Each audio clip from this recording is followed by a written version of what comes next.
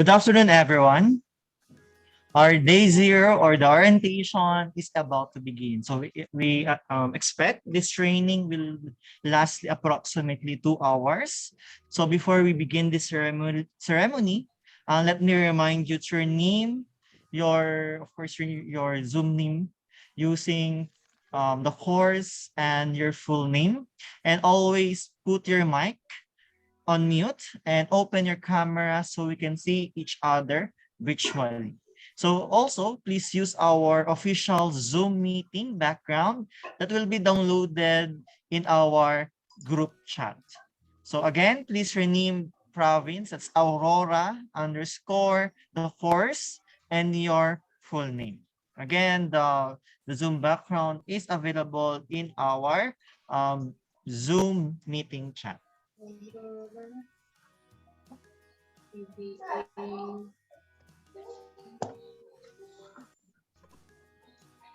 Right now, to begin with our orientation,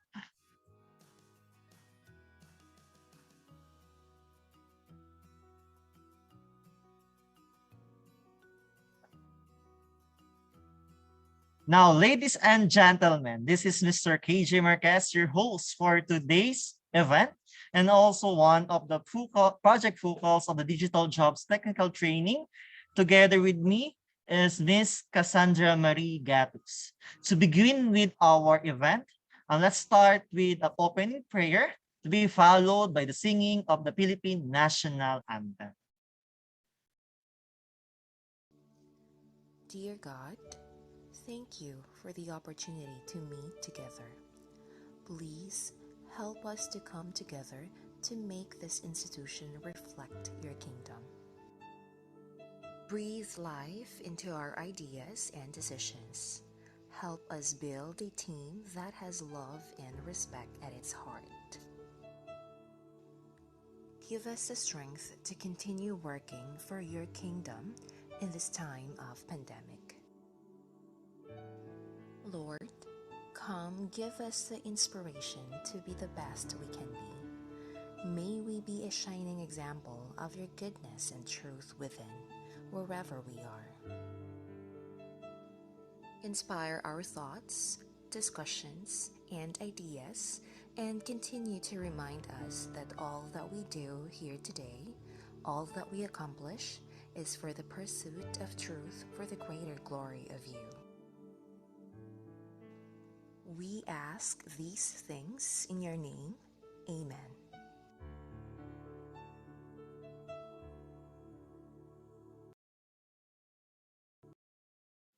Mga kababayan, ang pambansang awit ng Pilipinas. Kayang magiliw, telas ng sinakanan, alam ng puso, sa dikit mo'y buhay. Lupang hinirang, tuyag ka ng mahiting, sa manlulupin, di ka pasisihin, sa nagatak tutok sa simoy at sa langit ng bagaw, ay hinatang tula, kawit sa pagkayang minamahal, ang isang ng matawad mo'y tagumpay na naghihingi, ang bituin at araw niya kailan pang ay di magtitingin, lumalang araw ng walhaging pagsinta, buhay langit sa piling mo, ang inigaya ng karnay mag-aaki, at mamatay ng dahil sa'yo.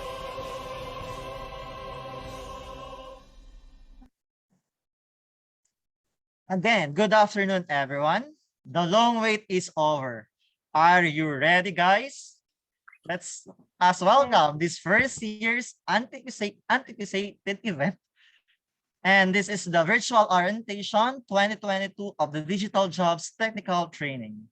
Before we start the virtual orientation proper, I would like to acknowledge the presence of our beloved guests, our Technical Operation Division Chief, Engineer Petronilio S. Villafuerte, our Provincial Head in Aurora, Engineer Ravenal de Jesus, the Project Development Officer in the DICT Aurora handling Tech for Ed projects, Ms. Roma V. Hermenegildo.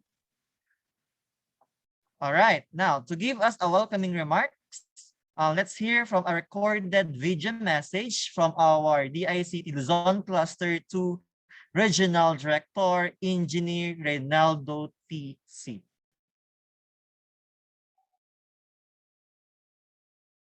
Good afternoon, everyone, especially to our trainees. In the Department of Information and Communications Technology, Luzon Cluster 2, we wish to welcome all of you to this kickoff of our digital job training or day zero of our DGT for the province of Aurora. But first, let me congratulate kayo, our trainees, for passing the qualifying exams and interviews. This means that you were the cream of the crops, to speak, because out of the 200 plus applicants, you were selected and chosen to participate in our digital job training. Kayo ang nakakita namin ng commitments at capabilities to succeed sa online work. This training will be a combination of lectures via online webinars dahil bawal pa ang face-to-face training and actual online scenarios na tinatawag naming 21-day campaign. The 21-day campaign with the unique features of the DJT compared sa mga regular training. The 21-day campaign will give the trainees a true feeling and experience on how to actually work online because they value skill sets and experience more than certificates. Because online work is a $1 million industry. That is why the department is truly advocating this digital job, especially sa mga areas na walang gana employment opportunities like sa mga provinces at sa mga countrysides. Kasi ang kailangan mo lang, computer, internet, and importantly, skills. Skills, skills, and more skills. At pwede ka nang kumita ng dollars kahit nasa bahay ka lang. At hindi mo na kailangan mag-abroad pa, especially sa mga parents natin. Kaya pwede ka rin maging OFW na kumikita ng dollars kahit hindi umalis ng bansa. Hindi nga lang OFW na overseas Filipino workers, but yung OFW version 2 o yung tinatawag namin online Filipino workers. That is why kinukuha namin trainers ay yung mga practicing online workers like si Miss Mary Ann Campaner, who is truly experienced online work so that she could share her knowledge, expertise, and experience in you. The government, particularly the DICT, together with the LGUs, are here to help you. But the final phase, nasa inyo pa rin. You can only give you options, opportunities, skill sets, and the training. That everything boils down sa inyo on how you will use those skill sets and training for your own personal growth. Gusto namin magamit at maximize ninyo ang training na ito at mapabilang sa mga bagong OFW version 2. Lastly, before I close my message, let me thank our partner, Aurora Peace Tech for Ed Center, particular kay Ms. Malu Sindak, our center manager. We hope to see everyone in our graduation. Thank you and good afternoon, everyone. Okay, thank you, our Regional Director, Engineer Reynaldo T.C., for your warm message. Now, the technical training provided by DigitalJobsPH, which actually aimed to develop ICT technical skills of Filipinos in the countryside and increase their employability and participate in the digital economy. Now, let's hear from a special message from our project focal, Ms. Cassandra Marie Gats. Hello, Cindy. Hello po, good afternoon. Okay naman po yung sound ko? Yes po. Malinaw naman po. Okay, so thank you. Thank you very much, Sir KJ. Good afternoon, everyone. First of all, I would like to thank everyone for taking part in this training. This training helps address unemployment in the country and support more Filipinos in the countryside to gain employment through the online freelancing industry. So this training primarily aims to increase people's hireability by focusing on development and improvement of their ICT skills and utilize it for employment opportunities. So aside from empowering the local talents with the skills and knowledge, this training is a good venue for collaboration since it provides an online marketing opportunity for micro, small, and medium enterprises or the MSMEs. Trainees will undergo, so kayo po yon, practical exercises which included a 21-day campaign wherein trainees will create digital campaign strategies for the MSMEs. So this is just the beginning of your journey to freelancing. Ngayon pa lang, gusto ko na kayong i-congratulate dahil hindi naging madali yung pagpili sa mga applicants. Maraming nag-apply pero kayo lang po yung mga pinalad. Then sana wag niyo pong sayangin yung opportunity na ito para matuto. And as the training days go by, I hope to see the fruit of your hard work. So itong training po na ito ay hindi magiging madali. So ngayon pa lang po, expect na po na hindi siya ganun kadali. Kung matcha-challenge talaga kayo dito sa training natin. Pero syempre, kung magtutulungan tayo, kayang-kaya nyo po. So 2 months lang po ito. So alam ko kayang-kaya nyo yan. I wish for everyone success and I hope to see you all until our graduation. Thank you and good afternoon. All right, thank you, Miss Cindy Gatus, for your special message from our participants here in the Zoom meeting. Okay. Truly po, no? Truly nga po ang sinabi ni Miss Cassandra Marie na this is not just an ordinary training because you'll be emphasized po of the necessary skills and knowledge po to become, of course, an online freelancer.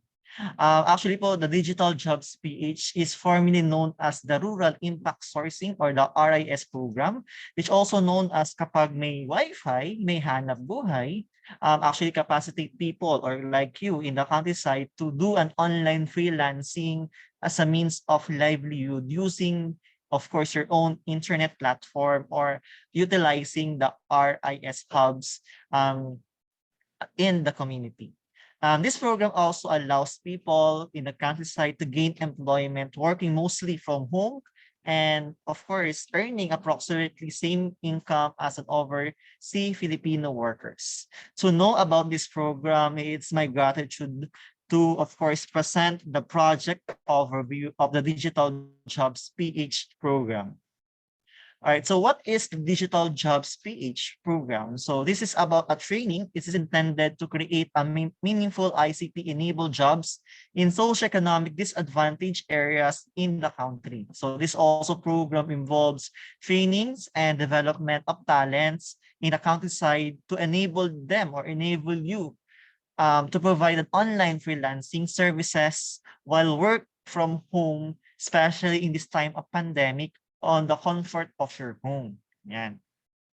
And this training actually equips you the right skills for you to get a home-based online job. So ituturo po yan sa atin ng ating trainer, okay, na trainer on how skills, anong skills po or what skills ang kailangan nating ma-equip and ano po yung mga kailangan natin i-prepared if we applied an online jobs. Yan. And of course in the ICT platforms. And this actually focuses on the areas that there is a high population but low employment due to lack of investors.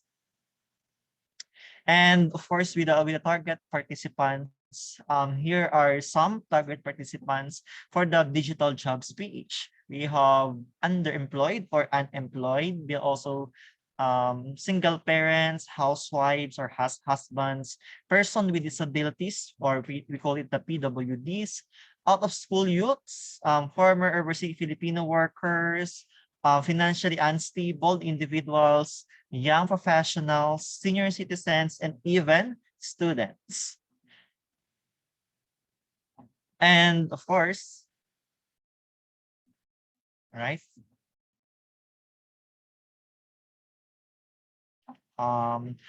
Here are of course some online jobs opportunities that you can of course apply online. You can apply as a project manager, a digital marketing manager, or you can be a digital marketing analyst, a web content manager. You can also be an editor. client service specialists, can be also business analysts, a app developer, or a software engineer, a system engineer. You can also be a web designer and developer, a marketing specialist, a visual assistant. You can be also a graphic art designer and many more. So marami pong online job opportunities po. At saan kayo mag-apply? So yan, this website, actually ituturo po sa inyo yan ng inyong trainer. Okay? So I think excited na kayo na maghanap ng trabaho. And of course, this is the process or the timeline for the digital jobs training. First, we call for application. So yan, nagko-call tayo ng application. Sino yung gusto mag-apply for the digital jobs training. And of course, after calling the application, we sort it out and do examinations and interview. For example, no, the application is actually embedded already in your registration, di ba? Tatanungin na kayo what are your ICT skills, etc., di ba? Then after that, our project officers or provincial heads do an assessment by conducting an online interview. Then after po nun, so you will be if you're one of the selected scholars, you will be receiving a notification from our project development officers or project or provincial heads that you are one of the qualified scholars to be trained as in a digital jobs technical training. And after that, we have the day zero, which is today, the orientation regarding the training. Then after the day zero, you'll now start the first day of your online training, and perhaps that's on Wednesday. And after the training, you'll have assessment. Ito po, i-assess kayo kung na-equip ba kayo ng necessary skills and knowledge for the 24 online training. Then after po nun, you'll be having a graduation day. Again, so ito po yung minimithin natin, no? In the end, we have the graduation day. So sana po, kung tayo dito, ilan ba tayo dito? We have 32. So excluded po kaming dalawa ni Miss Cindy. So we have 30. So I think kung exclude din po si Ma'am Roma and Sir Nilo and Sir Robs. So party, mga 27, 26 or 27 po tayo dito. So we see each other in the graduation day, okay? And you tell me na I survived this technical training. Yan. And for the house rules naman po, no? For the house rules, this house will be elaborated by Miss Cassandra Mariga. Hello, Cindy. Thank you, Sir KJ. So everyone, hindi lang tayo basta attend ng training. Of course, we will implement some house rules.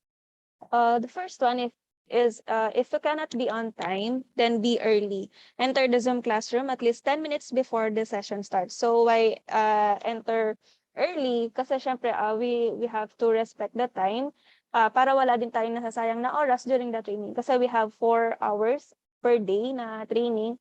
So if medyo malilate tayo, so sayang naman tumatakbo yung oras natin. Okay, make sure to mute your mic always. Use the reaction button to raise your hand if you have something to say. So as a sign of respect na lang din dun sa nagdi-discuss, halimbawa si trainer nagdi-discuss, we have to mute your mic. Then if you have questions, just use the reaction button para hindi tayo nakikipag-sapawan dun sa trainer natin. Stay awake. Have a good cup of coffee because staying awake is harder than your work. So totoo yan kasi yung training natin, hindi naman sa di ba, kapag nagkaklase tayo, talaga minsan talaga aantukin ka talaga. So it's better to have a good cup of coffee. So para lang tayo magising lang yung diwa natin. Then ask questions, clarify, there are no invalid questions. So huwag kayo mahihiya magtanong. If you have anything to clarify, just ask your trainer, your course facilitator. They will accommodate your questions. So there are no invalid questions, meaning kasi baka yung iba nahihiya, baka hindi naman tama itong itanong ko. So if you have confusions, just ask kasi kaya nga kayo may confusion kasi hindi clarified sa inyo. Okay? So that's it for my for the house rules lang naman during the 24-day online training.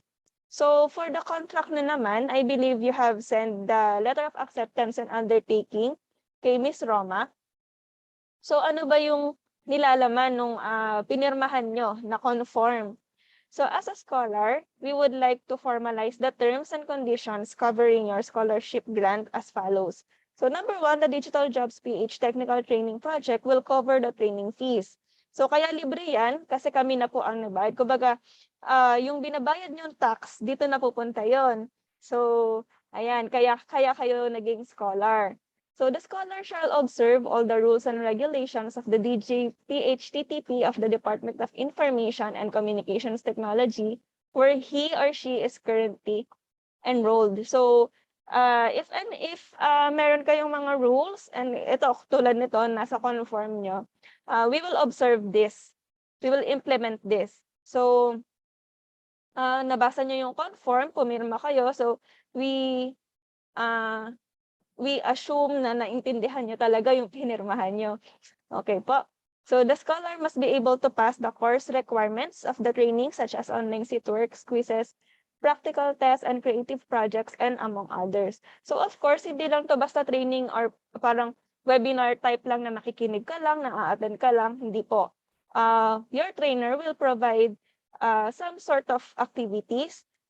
You have to comply with that kasi we only have 24 days para ma-discuss lahat ng mga modules natin and you have to comply with that. Then after the 24-day training nyo, you have to undergo an assessment. So may assessor tayo, siya yung mag-check ng mga activities nyo. Though it will be pre-checked by your trainer, si assessor yung mag-grade sa inyo. Number 4, the scholar must report and communicate to the DJPHTTP trainer and the ICT focal person for the 21-day online campaign. I believe this training integrated na yung 21-day online campaign. So, may time na kailangan nyo mag-conduct ng online campaign. Nakapaloob na yun sa 24 days or if not, consecutive to ha, kasi unlike dito sa 24 days natin, MWF siya, pero once na nag-start yung 21-day campaign, once na mag-start yun, consecutive days na yung bilang nun. So, bibigyan naman kayo ng instruction ni trainers about that. Number 5, the scholar must complete at least 90% of attendance. So, of course, syempre, para di masayang yung training natin, you have to attend. Sayang naman kung hindi nyo a-attendan kasi bihira naman yung, kumbaga, kayo na yung pinakamaswerte na natanggap namin dito sa training na ito. Huwag nyo po sayangin yung opportunity. So, sayang kasi kung hindi nyo a-attendan. So, mahirap naman yung magbe-base lang kayo sa video recording kasi hindi kayo makapagtanong agad dun sa trainer nyo. Number 6, scholars who withdraw from the scholarship, commit to absences, fail to report to the DJPHTTP trainer and the ICT focal person during the 21-day online campaign and delinquently performing the daily tasks without justifiable reason must be banned to any DICT scholarship and shall reimburse the minimum scholarship fee amounting to 20,700 as penalty. The penalty must also be applied for the scholar who was withdrawn from the scholarship based on his or her conduct or behavior that is detrimental to the interest of the training service provider or the DICT under the terms and purposes of the undertaking. So dito wag naman kayong matakot din sa 20,700. Of course, if you are willing to commit with the training, hindi nyo naman to kailangang bayaran. We just included this dito sa contract natin because we don't want this training to be taken for granted. Gusto namin seryosohin nyo yung training na ito kasi hindi naman lahat nabibigyan ng ganitong opportunity. Number 7, the penalty may be waived based on the following valid and justifiable reasons. First, if you have serious medical condition of immediate relative, then if you have death of immediate relative and other related circumstances beyond the control of the scholars. So hindi naman porket kailangan nyo na talaga mag-quit, hindi na talaga kaya na may mga reasons kung bakit hindi namin tatanggapin yung dahil sobrang hirap ng task, ganyan. Hindi siya valid reason for us. Kasi we have conducted several trainings naman and hindi talaga reason na dahil nahirapan ka lang kaya ka magko-quit. May mga circumstances talaga na hindi natin makokontrol. Yun lang yung mga yun yung mga tinatanggap namin na reasons. So if you have these reasons, kailangan nyo na talaga mag-withdraw from the training. The following documents must be submitted to avoid the penalty of the scholarship.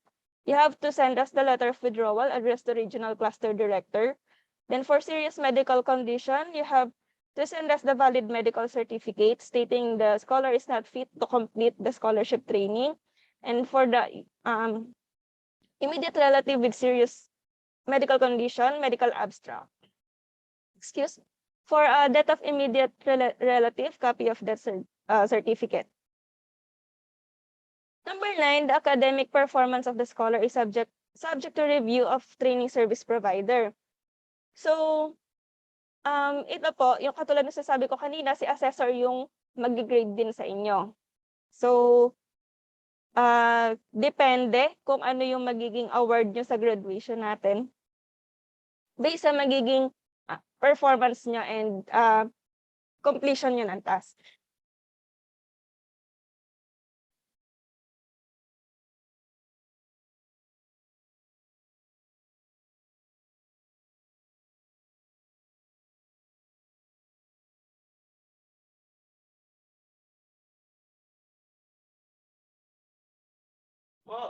All right, so I think Miss Cindy has difficulties right now. For number 10, the scholar who complete the course may be tapped as a resource person for relative activities of the DICT in the future in a one-time free of charge service of the scholar. So time to time po kasi we conduct webinars po, no? And of course for this webinar po, we tap you as a resource speaker po. Why? Ito po yung parang kapalit naman po ng scholarship grant na binigay po sa inyo ni DICT. So you just provide us your expertise, no? Expertise po about digital marketing or what is your inline po. Then we do a webinar po doon. Then after po na number 11, the scholar who complete the course must make themselves available either virtually or physically at any DICT events as requested by the cluster. And number 12, the scholar must report in every 3 months or every occasion the DICT focal person request for progress report they are receiving during the training or during and after training. This is the purpose of timely monitoring of the post-training updates of the scholars. That's all for the information po sa mga contracts po, yung mga nakalagay po sa contract po ninyo. All right. Now, with these objectives of the DICT is actually aimed at developing and improving the ICT skills of Filipinos in the countryside and opportunities for them to use these skills towards employment. So to give us a keynote message, let's us give a virtual clap to our Technical Operation Division Chief, Engineer Petronilio S. Villafuerte. Hello, Sir Nilo. Thank you. Hello, Mr. J. Sa ating joining us today's virtual event, isang mapagpalang hapon po. As we start again the ball rolling for the year 2022 in the conduct of Digital PH technical training, first and foremost, on behalf of the ICT Luzon Cluster 2 headed by our Director, Engineer Reynaldo C., our sincerest gratitude to our trainers, Ms. May Ann L. Campaner, also to our course officer, Mr. Mark J. Asustilya, for accepting our invitation to be a part of this technical training to capacitate and impart to our trainees the best practices and the most needed skill set to become a successful online freelancer. To my colleagues from the Digital PH team, Ms. Cindy Gatus and Mr. Koji Marquez. Also to the provincial officer and his staff of Aurora, headed by Engineer Rabinal De Jesus, Ms. Roma, also Mr. John Patrick. Maraming salamat for successfully work out the necessary processes to make this day zero happen today. Special thanks to Ms. Marilu Zindak, Center Manager of Aurora Peace Tech and RIS Center, for being with us also today. Of course, to our trainees, scholars, you are the chosen one. I wish you good luck and looking forward for your commitment, eagerness to learn, and able to handle all the hardship and challenges along the way. And finally, on the day of your graduation, you say, I survive. Commitment to learn, perseverance, and teamwork in this training are one of the keys for you guys to be successful in your journey to become an OFWs or Online Filipino Worker version 2.0. So guys, to make the most of this opportunity. Again, thank you and good afternoon. All right, thank you, Sir Nilo, for your keynote message to our participants here in the Zoom meeting. All right, to give us another keynote message, I welcome you to Ms. Marilu Zindak.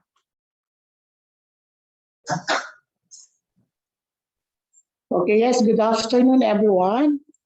Again, I would like to introduce myself. I am Marilu Zindak, the Tech4Ed Center Manager of Peace Training Center, or People Empowerment and Advancement Center for Employment. So, in behalf of the provincial government, our Governor Gerardo A. Noveras, no, under the Tech4Ed Peace Training Center, we'd like to congratulate everyone kung saan nakapasa po kayo sa interview at kayo yung mga chosen one. So bihira po kasi talaga itong mga training na ito. Ano po? So yung Tech4Ed Center po is the first Tech4Ed Center in Aurora Province na nilaunch po 2018 po dito sa Peace Training Center. No? So dati po ang tawag pa dito is Rural Health, ano na kaya to? TTR, ngayon po tinawag na siya ng Digital Job PH. Ito po ay yung free training for online freelancing. So yung DICT is giving a free technical training for aspiring for the online freelancers through their programs ng digital jobs na. So dati ang tawag siya is Rural Impact Sourcing Technical Training, o kaya sinabi kanina, yung kapag may Wi-Fi, may hanap buhay, means of livelihood using their own internet platform or the RIS hubs. No?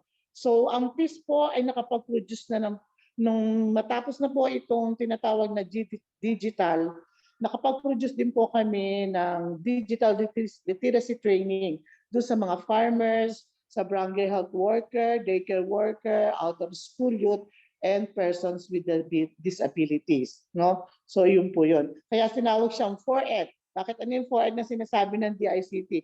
Ito yung Technology, Empowerment for Education, Employment, Entrepreneurship, and Economic. Kaya 4ED po siya in development.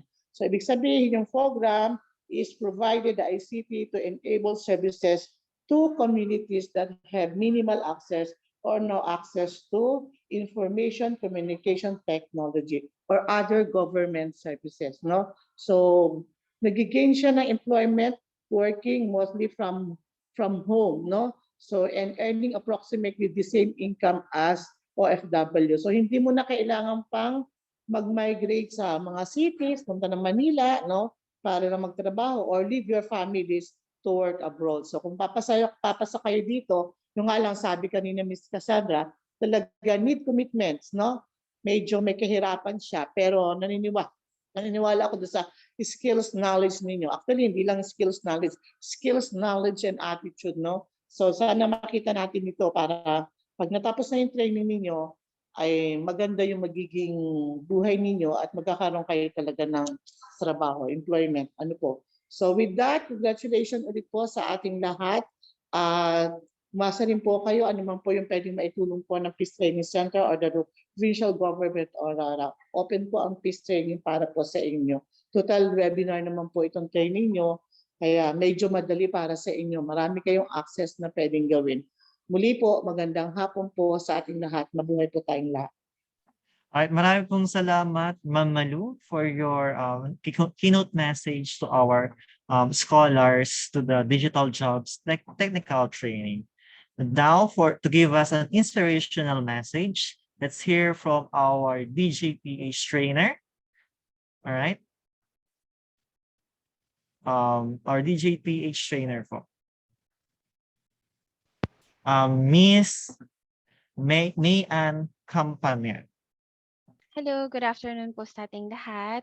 Is it okay to ask permission to share screen, please? Okay na po, ma'am. Thank you. So, first of all, I would like to congratulate everyone na nakapasa kayo dito, and congratulations na nandito kayo sa orientation. And ayun po, chosen one nga sabi nila. So, congratulations, and I do hope na magkita-kita pa rin tayo sa graduation. I-share ko yung lahat ng natutunan ko. I am also a graduate of DJPH, and so glad na nagkaroon ng ganitong programa, and I am one of this overseas Filipino worker before na natulungan ng DJPH na ngayon online Filipino worker na. So version 2 na. And I would like to share that opportunity sa inyo so that ma-experience din nyo na kumita na nandyan lang nakasama ang pamilya ninyo, because knowing yung experience na nasa malayo, mahirap. So congratulations po na ipoprovide namin lahat ng kailangan na skills and yung mga kailangan ninyo na tools, yung based din sa experience ko, and we will give our best. And of course, what we want from you is for you also to do your part as well. So with that regards po, I would like to commit everything in this training to the Lord first, to Himself, and would like to trust Him that He will help us, kasi hindi po madali ang training, and sinasabi na nga po kanina na ganun nga siya. So I do hope na lahat tayo dito meron tayong enough reason na ilaban tong opportunity na to, lalo na nag-pandemic. So it is safer for us to work in our homes and provide the needs of our families. So the overview of our lesson, mayroon tayong three parts. First of all is yung introduction to online opportunities that we will discuss for the day 1 until 6. Part 2 is general virtual assistant from day 7 to 18, and the part 3 is client management from day 19 to 24. So this will be the overview of our schedule. So today is our day 0, and we will start our lecture February 2, Wednesday. So to clarify lang yung schedule natin, MWF po tayo from 1 p.m. to 5 p.m. And between that lectures, nandoon yung magkakaroon tayo ng 21-day campaign na nakapaloob doon sa ating 24 days na online lectures. And our assessment and graduation is tentative pa yung schedule natin. So sa introduction to online opportunities, we have 6 modules, and I will give you the copy of this modules, and later on I will discuss with you kung saan po ninyo ma-access ito. Next is General Virtual Assistant. We have 8 modules. Nandyan lahat i-discuss natin at ituturo natin sa inyo. Next is Client Management. We have 4 modules. And our training methodology is the training is a combination of lecture and hands-on activities to be done purely online. So hindi natin naubusin yung 4 hours na puro discussion lang ako. We will have our hands-on and you will have your own groups as well and na makakatulong din sa inyo on how you will complete all the tasks. So for the completion requirement, we need you to submit all the module tasks and weekly reports that will be checked by me and verified by our dear assessor. And you have to complete the 21-day social media campaign. So the total is 28 tasks and 11 reports. So for you to become a medalist, you have to have a verified sale. So kumita ka na, may medal ka pa. So I do hope na isa to sa maging inspirasyon ninyo, and me myself, wala akong experience before, but by the God's grace, I became a medalist of batch 1 sa aming area as DICT because of the passion, because of the reason na ayoko nang bumalik overseas to work. So, yun, kumita na. And malaking naitulong niya nung nag-pandemic. Kasi you don't have to work outside, 'di ba, nag-lockdown. Pero still may access kang kumikita online. So, this is really a big opportunity for all of you and congratulations for being here. Hindi kayo nagkamali na nandito kayo. So, I will send you a link to everyone. I need you to join yung Google Classroom natin kasi nandoon lahat ang ating modules. Doon yung isasubmit ng inyong task. So, isi-send ko po dito sa group chat natin yung mga link na kailangan. Yung form, I would be needing you to fill up the form, please, kasi kailangan ko ng background information ng bawat trainee kasi gagamitin ko rin ito on how to group you. Well, parang i-combine ko yung yung may iba't ibang talents and skills, may experience sa wala pa. So please add me on Facebook kasi kapag may mga kailangan kayo, I want to be reachable din sa inyo na matulungan din kayo. I am very willing to assist you in best way I can para matapos natin tong lahat kasi my goal is walang iwanan. And then our FB group, sa mga hindi pa po naka-join, please join our FB group. We will post updates po sa group natin. So for your assignment on day 0, I would like you to prepare for your government issued ID, for bank account if possible, for Gmail account. Sa Gmail account, please provide yung official or yung medyo formal, like yung parang kahit na first and last name or depende sa inyo pero wag yung previous. Mas okay na maggawa kayo ng specific for this training na magagamit rin ninyo in the future pag nagkaroon na po kayo ng client.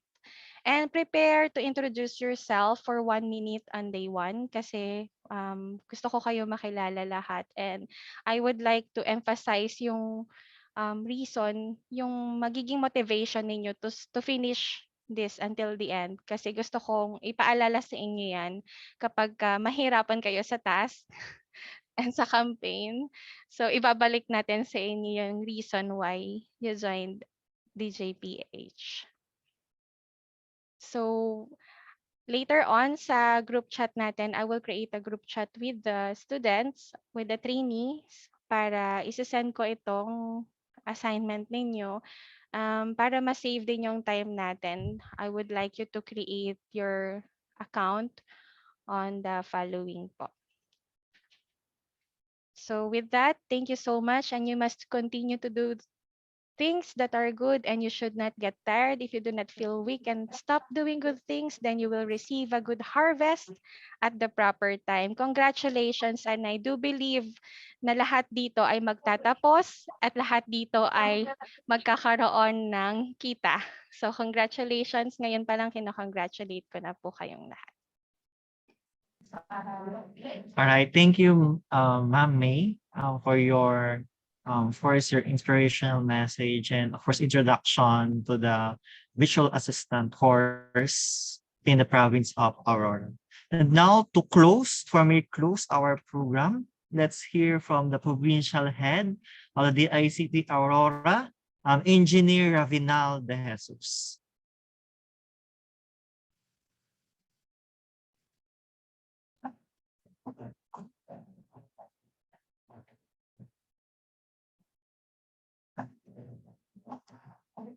Hello, Sir Rams.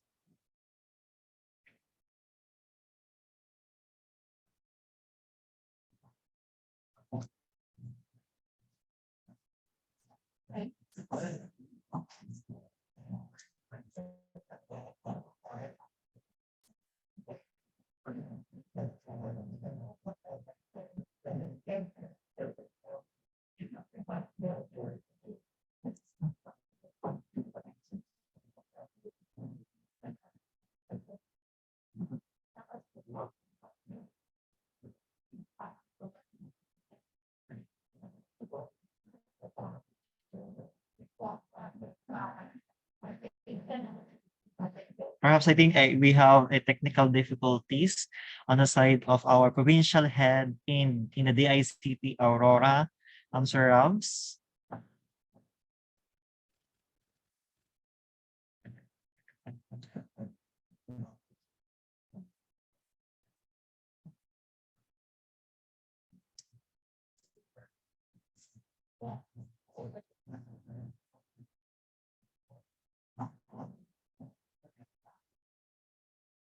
Hello, Sir KJ. Siguro ako na lang yung mag-closing.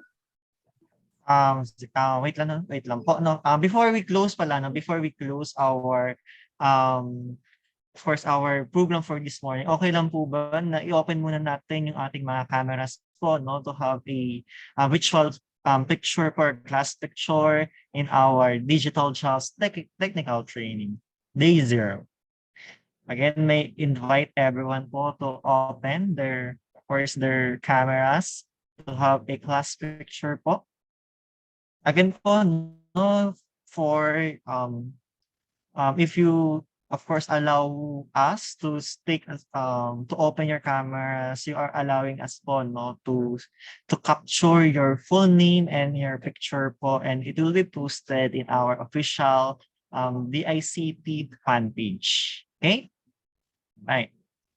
So in count of 3 po, no, let's have a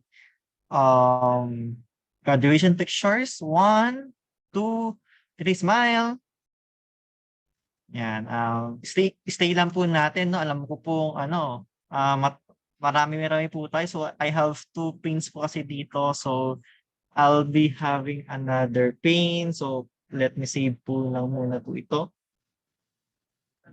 Okay, another pa po. Count of 3. For the second pin. 1, 2, and 3. Smile po. Alright. Ayan. Okay po, I already screenshot those 2 pins po, no, for our class picture for the day 0 of our digital jobs technical training.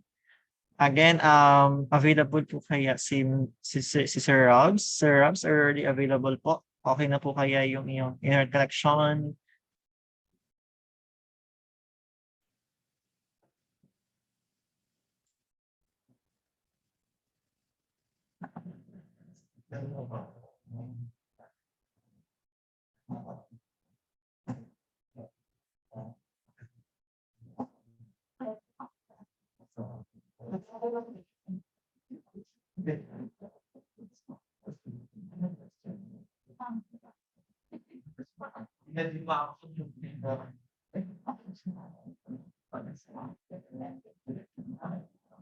Perhaps we again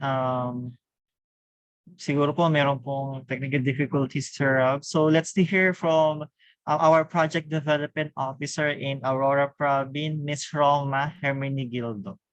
Hello, Ms. Roma.